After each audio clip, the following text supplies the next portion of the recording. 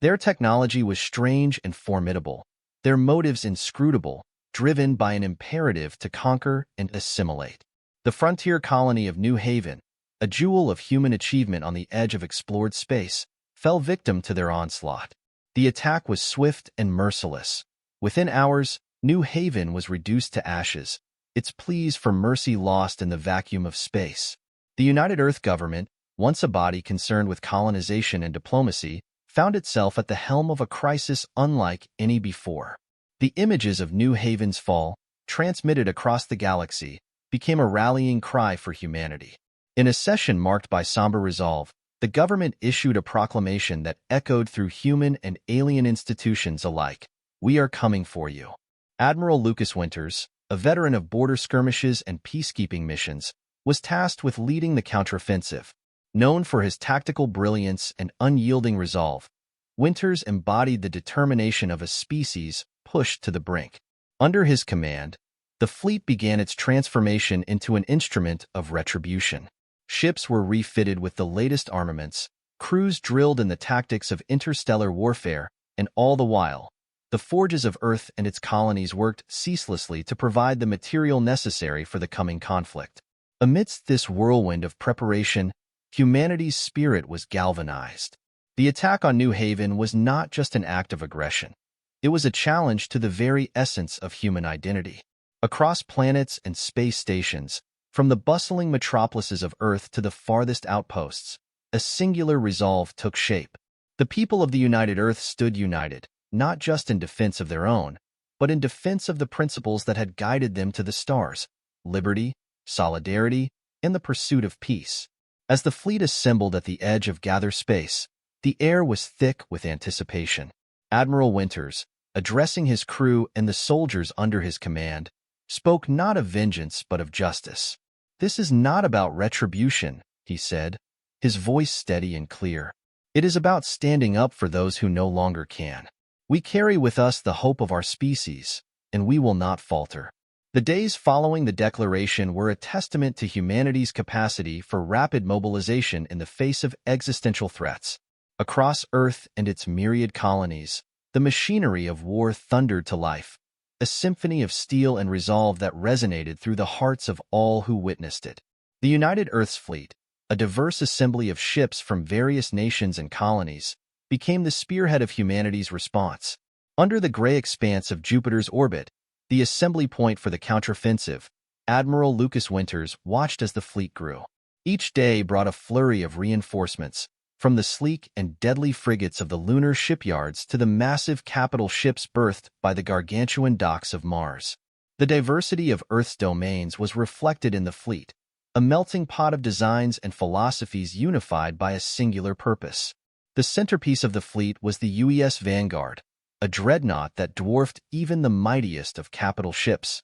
Its hull, bristling with the latest armaments and shielded by layers of advanced composite armor, was not just a symbol of humanity's technological prowess but a statement of its resolve. The Vanguard, under the direct command of Admiral Winters, was to lead the charge into Gather Space. As the fleet prepared, the worlds of humanity buzzed with activity. Military academies expedited the training of officers and specialists, while propaganda broadcasts stirred the hearts of billions, framing the upcoming conflict as a crusade for the preservation of human dignity. Volunteers from every corner of human civilization enlisted, driven by a mix of fear, anger, and a desire to protect what they held dear. The technological might of the fleet was unmatched, but it was the human element that truly defined it. Engineers worked tirelessly to implement new technologies into the ships, from experimental energy weapons capable of tearing through the strongest shields to advanced AI systems designed to predict and counter Gather tactics. Meanwhile, soldiers and pilots drilled in zero-gravity combat, adapting to the chaotic and disorienting nature of space warfare. Among the ranks were individuals like Lieutenant Maya Jensen, a pilot whose family had perished on New Haven. Her story, shared by many, became a rallying point for the crew, a reminder of the stakes of their mission. Her determination, mirrored in the eyes of her comrades, underscored the depth of humanity's commitment. The days turned to weeks, and the fleet's readiness reached its zenith. Admiral Winters, in a final address before departure, spoke not of the horror that had befallen New Haven, but of the opportunity that lay before humanity. "This is our moment," he declared, "to show the galaxy that humanity will not cower in the face of tyranny. We stand united, a beacon of hope and defiance.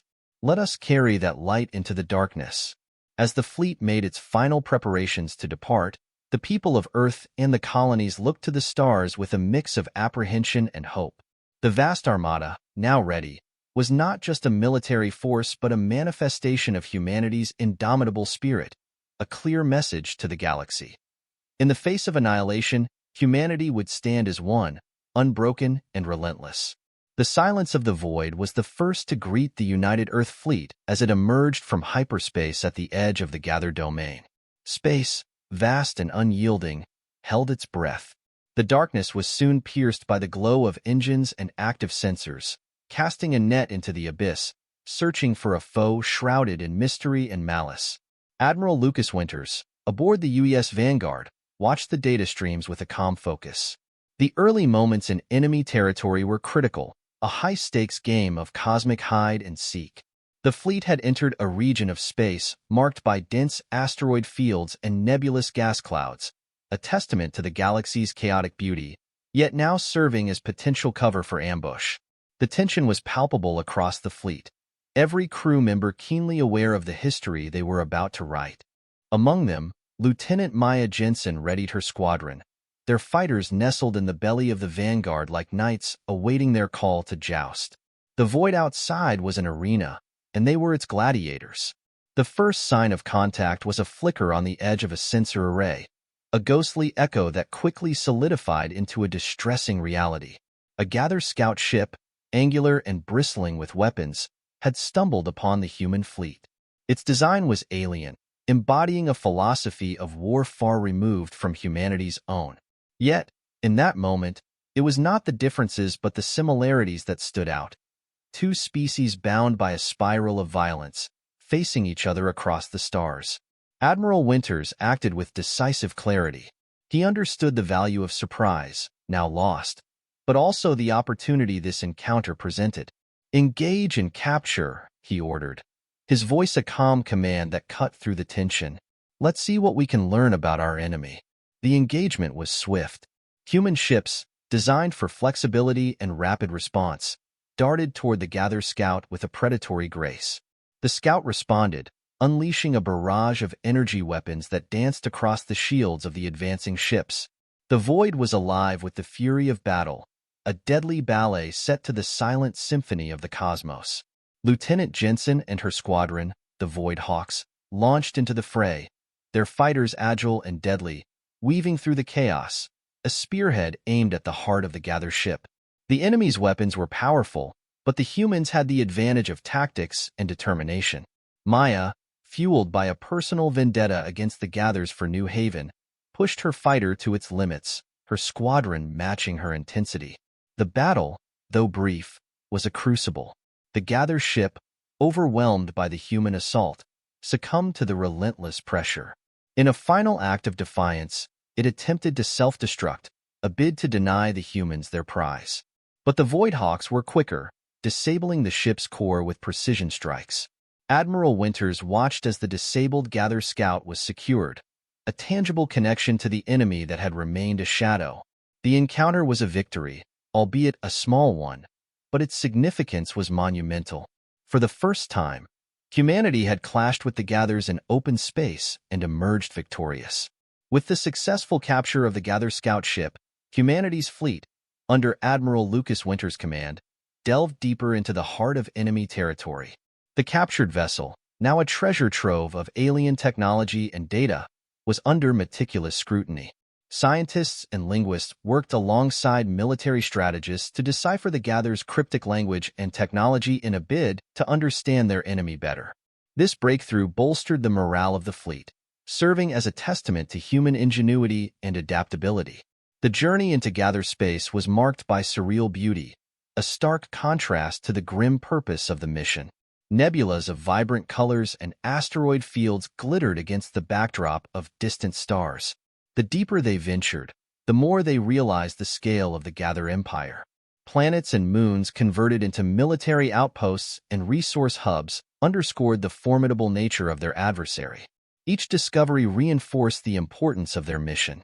The fleet's path led them to the Gather homeworld, a planet shrouded in mystery and heavily fortified. Intelligence gleaned from the captured scout suggested this world was not only the seat of Gather power, but also a nexus for their technological advancements. The time for caution had passed. Admiral Winters knew that a decisive blow needed to be struck to disrupt the Gather war machine. "Prepare for engagement," he ordered, his voice calm amidst the storm of preparations. The fleet moved into formation, a wall of humanity's finest ships ready to clash with the alien armada.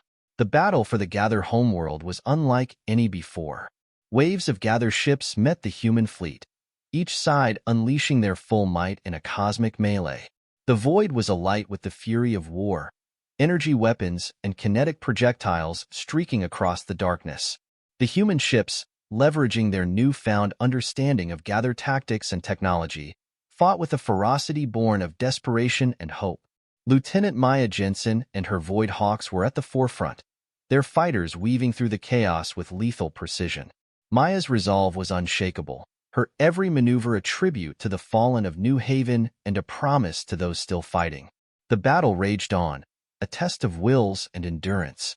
The Gathers, though technologically advanced, were unprepared for the tenacity and adaptability of the human forces. Slowly, the tide began to turn. Human ships broke through the enemy lines, targeting critical infrastructure and command centers on the Gather homeworld. Admiral Winters, aboard the Vanguard, orchestrated the assault with strategic brilliance. His calm directives guided the fleet through the maelstrom, turning potential losses into victories. The turning point came when the Vanguard, with its formidable array of weapons, breached the defenses of the primary Gather command station. A coordinated assault, led by the Void Hawks and supported by ground forces, disabled the station, dealing a crippling blow to the Gather leadership. As the command station fell, the cohesion of the Gather forces began to unravel. The once disciplined and relentless enemy now faced disarray and panic. Victory, when it came, was both a triumph and a solemn reminder of the cost of war. The Gather homeworld, once a symbol of their dominance, now lay in ruins. The surviving Gathers, facing an existential threat, began to retreat. Humanity had struck a decisive blow, but at a great price. The fleet, though battered and scarred, had emerged victorious. The aftermath of the battle saw a flurry of activity. The United Earth government, in a show of diplomatic acumen, reached out to the surviving Gather leaders.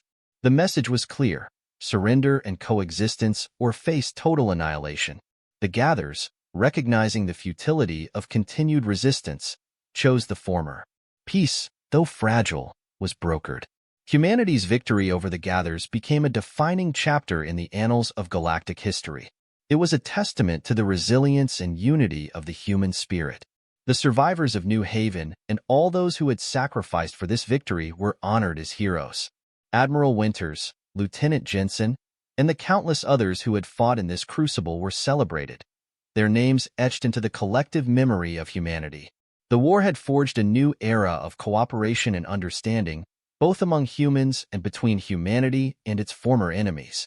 The message sent across the stars was unequivocal. In the face of darkness, humanity would always stand united, unyielding, and undeterred.